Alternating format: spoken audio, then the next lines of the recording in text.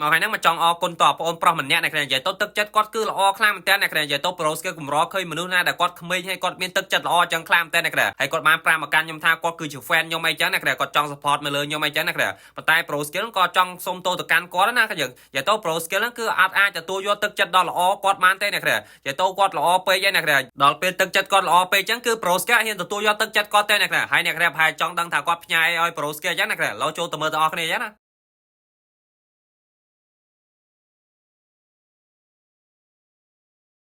ai đòi ơi nhưng phải một ngày dưới nên mọi một lần free từ ngày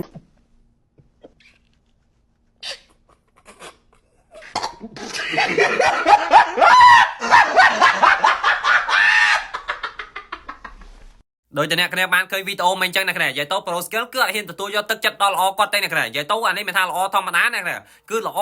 ម៉ែល្អហ្មងអ៊ីមានអញ្ចឹងទៀតអ្នកគ្នា fan pro skill បើថាមានតែចេះ3 4 5នាក់ទៀត pro skill បែបលៀនសួនងាប់អ្នកគ្នាយូរយំចង់ឲ្យម៉ូតឯង free អាណាណីគេអ៊ីក៏តើអានតងចឹងនេះមកឲ្យគេជេរម៉ែឯងហ្មងតាលុ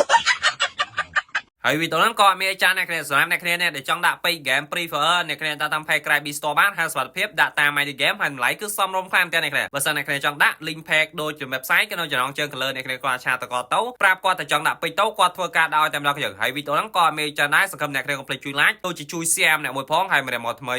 កុំភ្លេចជួយ follow page ម្នាក់មួយផងអូខេបាយបាយជប់